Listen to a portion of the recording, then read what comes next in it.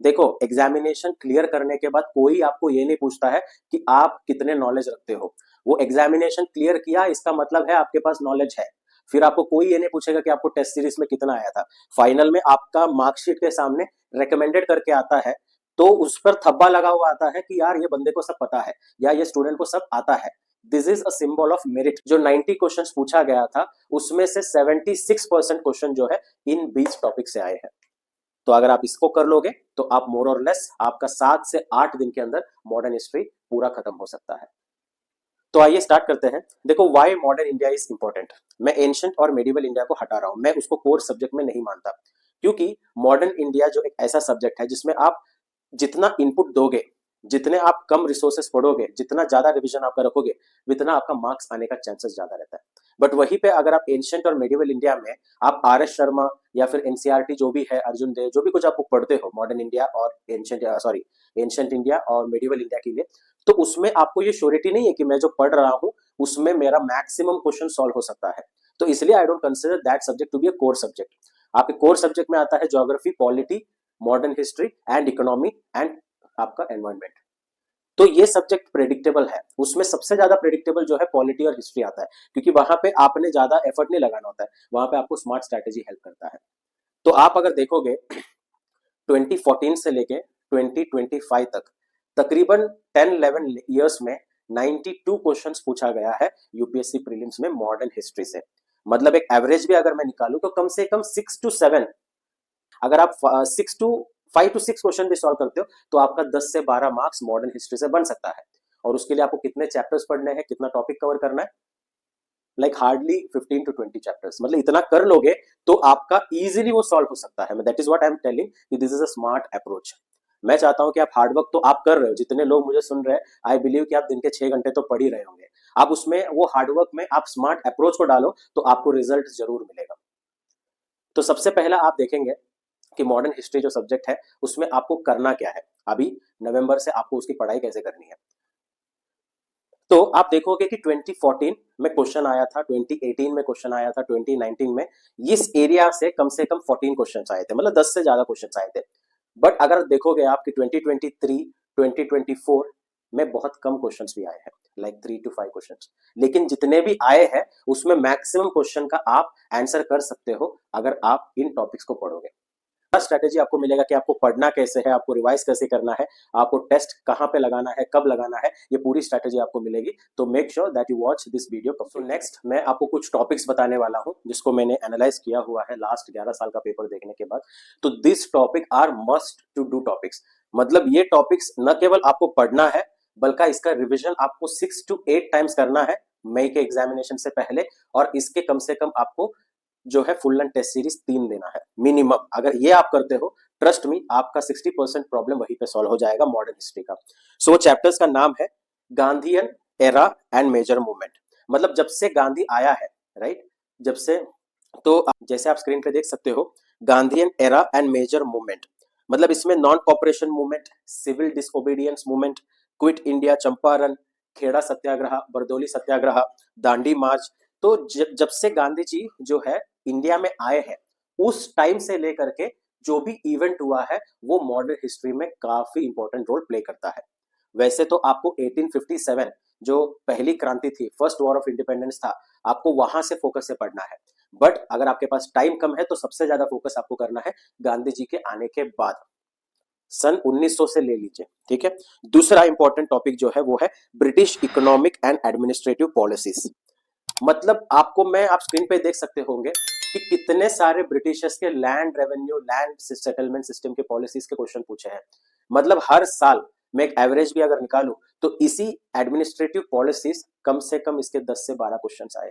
तो आपका जो जो क्वेश्चंस पूछा जाता है यूपीएससी मेंस, यूपीएससी प्रीलिम्स में, उसमें economic policies, administrative policies of British colonial rule बहुत इंपॉर्टेंट है। तो this is also an another important area, ठीक है। Third important area constitutional act and political development.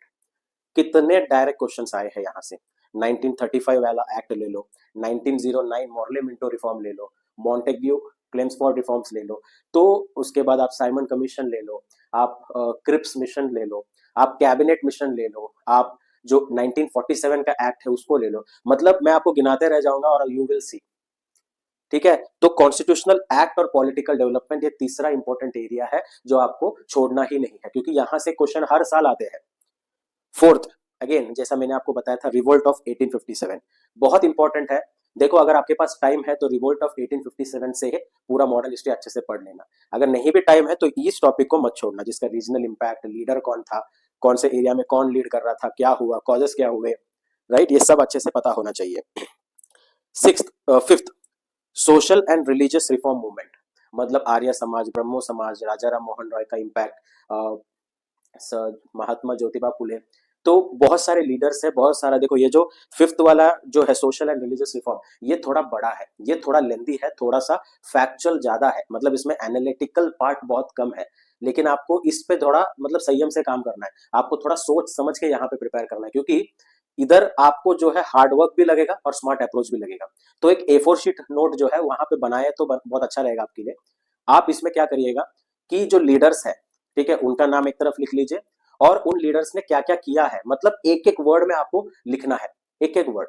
तो एक छोटा सा 4 to 5 पॉइंट जो इंपॉर्टेंट पॉइंट है वो बुक से आपको मिलेगा, और उसको बस जो है आप एग्जामिनेशन से पहले 8 से 10 बार पढ़ लेना, ये आपका वहीं पे सॉल्व हो जाएगा। Same goes with another topic, peasant and tribal movement, मतलब तेबगा मूवमेंट, बिरसा मुंडा का जो संथाल अपरेजिंग है, बहुत सारे अपरेजिंग है। तो इसमें भी आपको मतलब आप पढ़ोगे, आपको लगेगा कि यार मैंने क्या पढ़ा है, मतलब मेरे को कुछ याद ही नहीं है। मतलब आप ट्राइबल मूवमेंट और सोशल रिफॉर्म मूवमेंट को दोनों पढ़ोगे और दोनों पढ़ने के बाद आप बहुत कंफ्यूज हो जाओगे कि किसने क्या किया है, क्या हुआ है। तो वहीं पे आपको थोड़ा एक्स्ट्रा एफर्ट लगाना है।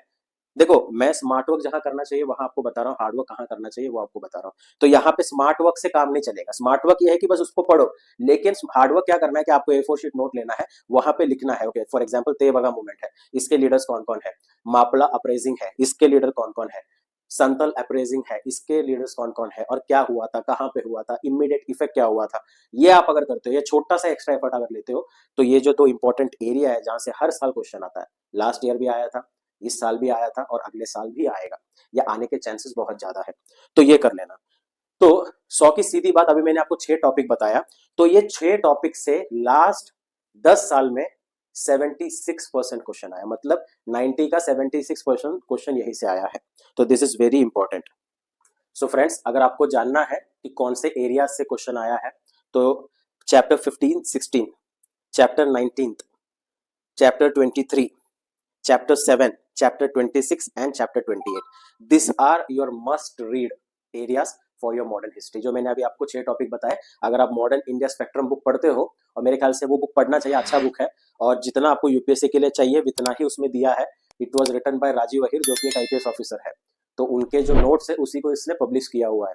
तो ये चैप्टर्स आपका मस्ट रीड है, मतलब कुछ करो या ना करो, इतना करो बहुत है।